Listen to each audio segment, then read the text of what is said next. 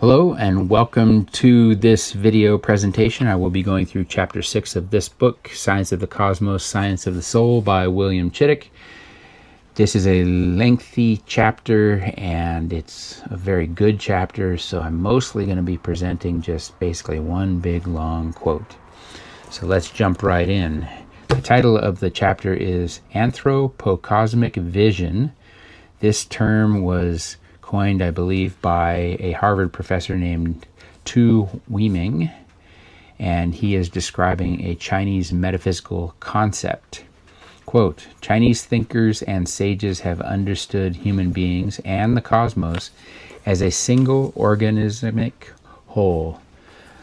The goal of human life is to harmonize oneself with heaven and earth and to return to the transcendent source of both humans and the world. The purpose of knowledge is not to manipulate the world, but to understand the world and ourselves so that we can live up to the fullness of our humanity. The aim is to learn how to be human. Chittick says that this attitude is a pretty good description of the Islamic intellectual tradition. The view is opposed to the Enlightenment view of instrumental reality, which describes the world as a conglomeration of objects and understands knowledge as a means to control the world.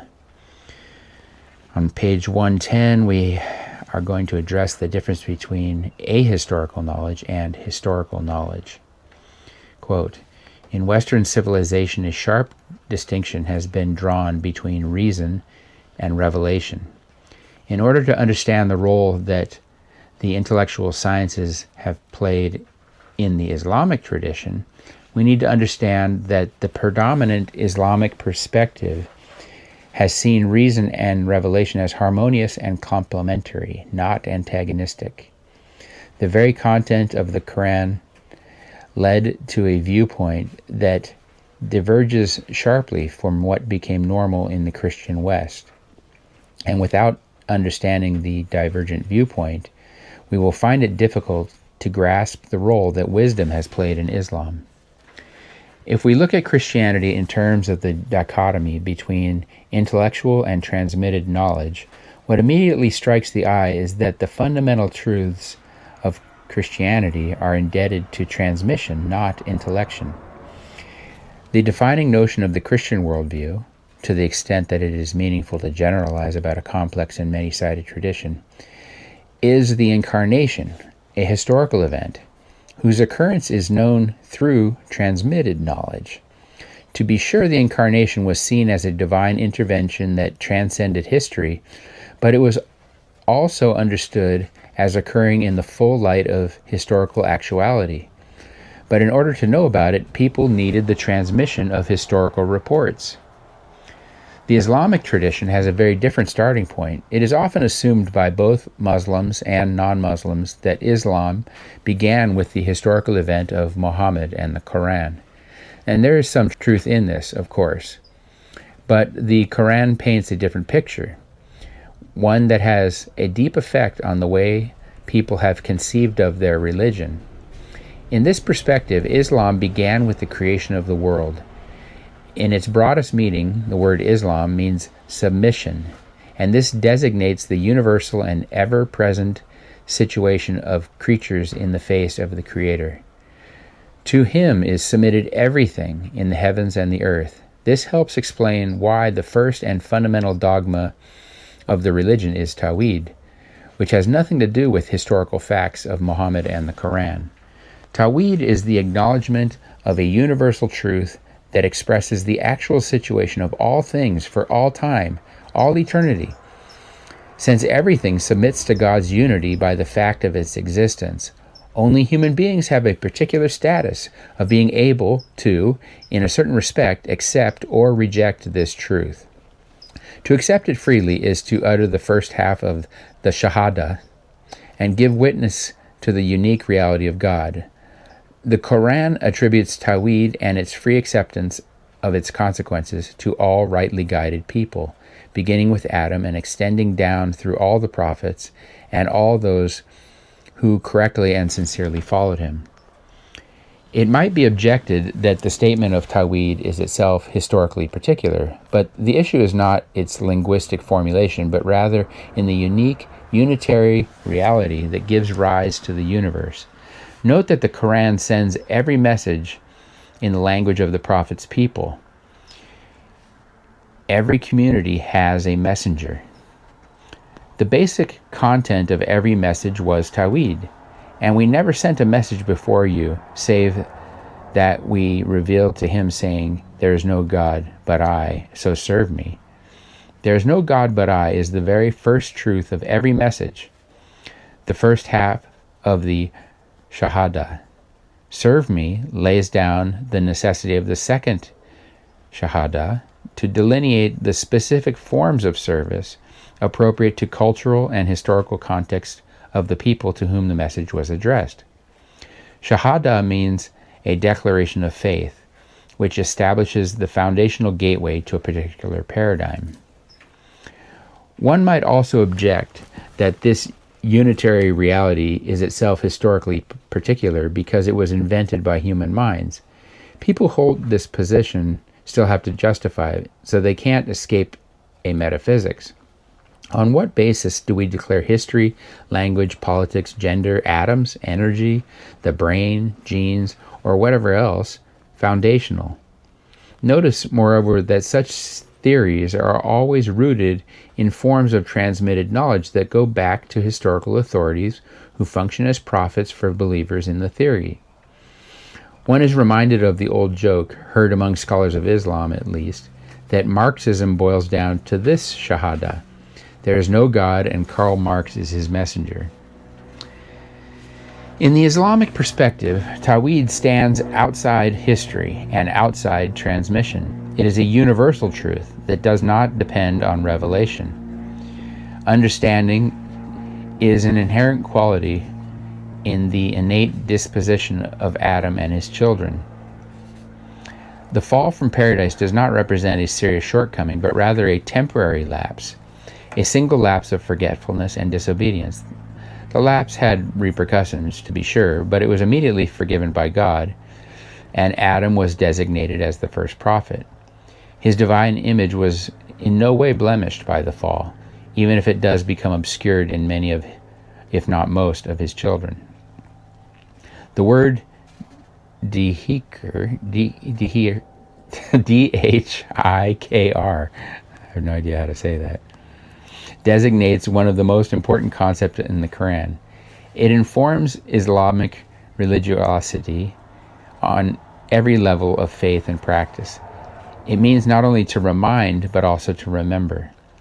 In the sense of the reminder, it indicates the primary function of the prophets, and the sense of remembrance, it designates the proper human response to the prophetic reminder.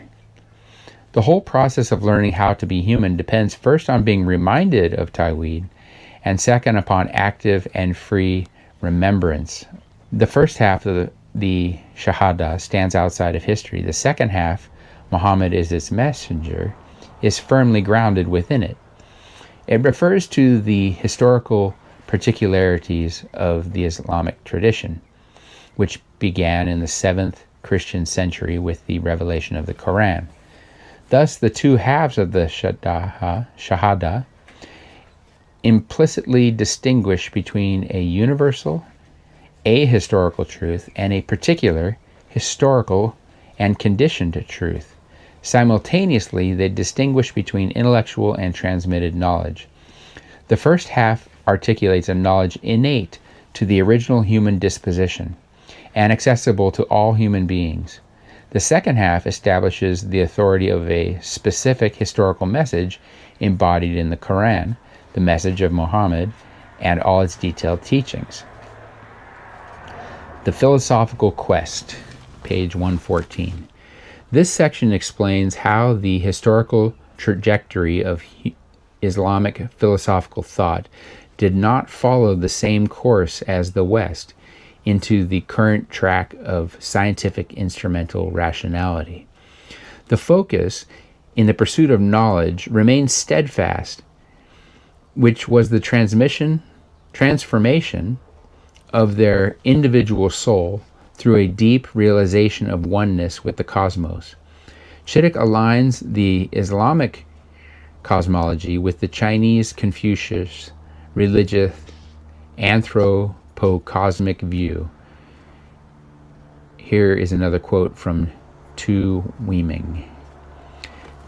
Since the value of the human is not anthropocentric, the assertion that man is the measure of all things is not enough.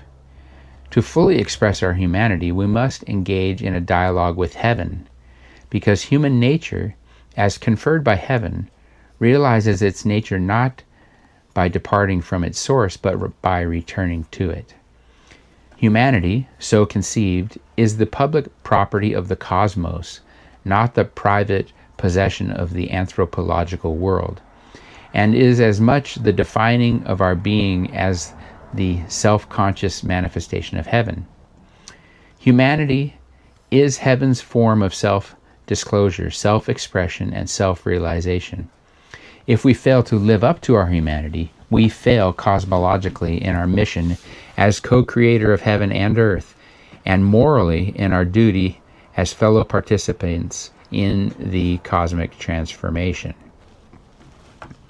This is a basic rephrasing of the Islamic axiom Tawhid, which was the steady principle of all traditional historic Islamic philosophy. But as it developed, the West rejected the Christian cosmic teleology for the instrumental rationality of scientism.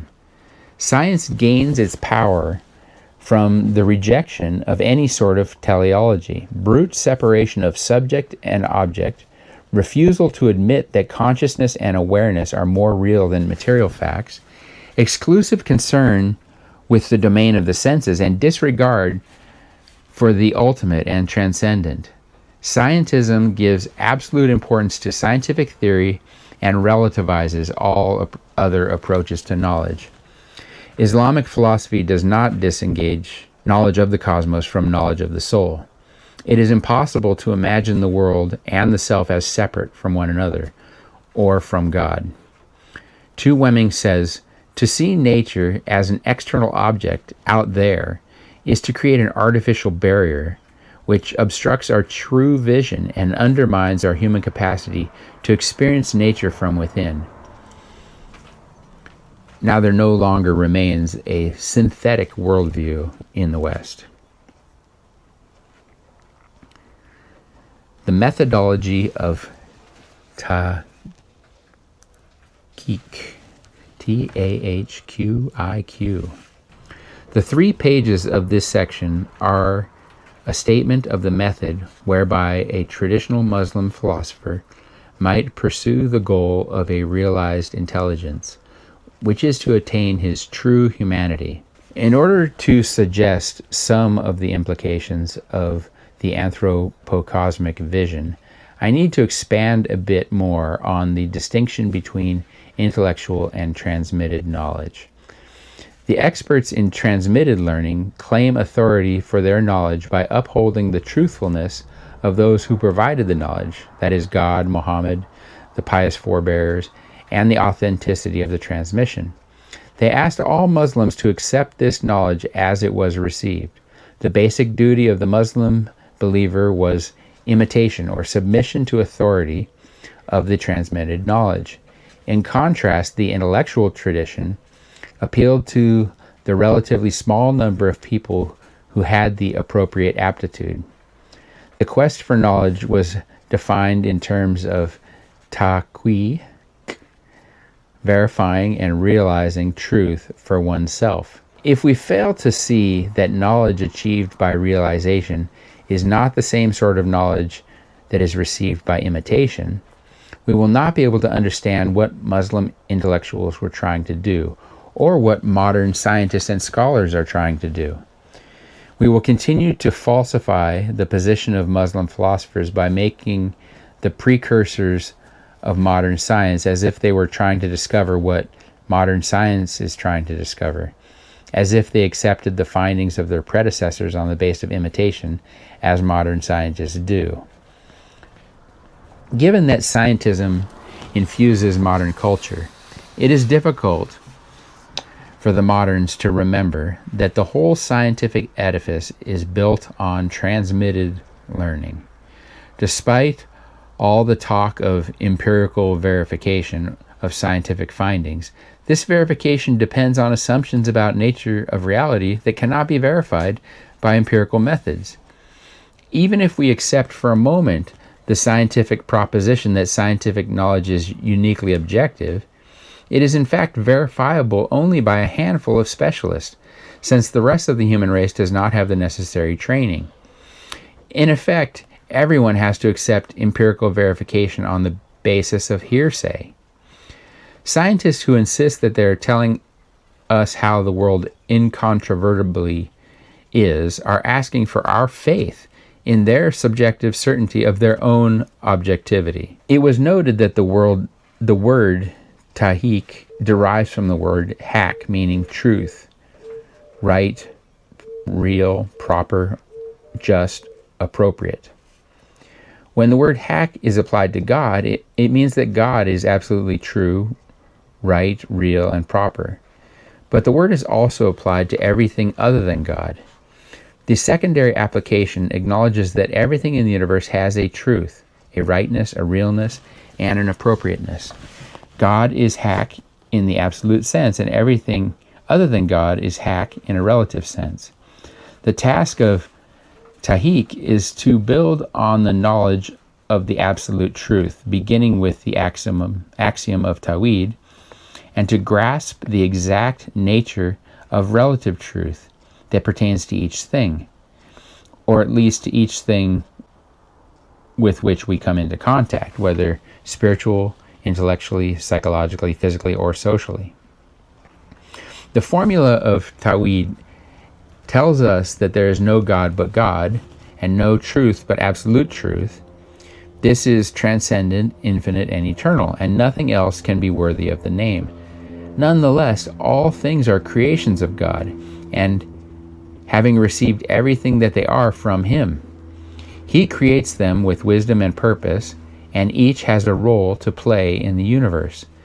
Nothing that exists is inherently false, vain, unreal, or inappropriate. This does not say that there's no such thing as evil. The issue of discerning the truth of evil is one of the most subtle dimensions of the intellectual process. Recognizing a thing's truth may well entail acknowledging that part of its proper role is to be an occasion for evil, and that the appropriate human response is to avoid it. The very need to avoid evil alerts us of something of its cosmic function. Its possibility bestows meaning and significance on human freedom. The hacks of individual things are determined by God's wisdom in creation.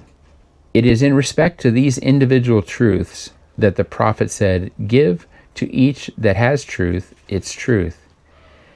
And this sums up the goal of the intellectual process. To achieve this is obviously more than a simple cognitive activity. We cannot give things their rightful due by simply knowing their truth and reality. Over and above knowing, tahik demands acting. It is not simply to verify the truth and reality of a thing. It is also to act toward the thing in the appropriate and rightful manner. Seekers of wisdom, then, were trying to verify and realize things. They could not do this by quoting the opinions of Aristotle or Plato, nor by citing the words of the Quran and Muhammad. They could take the prophets and the great philosophers as guides on the path to realization, but they could not claim to know what the prophets and sages knew unless they discovered it for themselves. The quest demanded training the mind and disciplining the soul. It demanded the achievement of an authentic vision of reality, a correct perception of the world, a sound understanding of the self, a true knowledge of the first principle, and activity in terms of what one had come to know. Okay, that's 20 minutes, and there's still plenty of chapter 6 left, so we're just going to call it a wrap. for this installment, which is roughly half of chapter 6. Okay, thank you for listening, and I hope you will tune in to the second half of chapter 6 coming up next.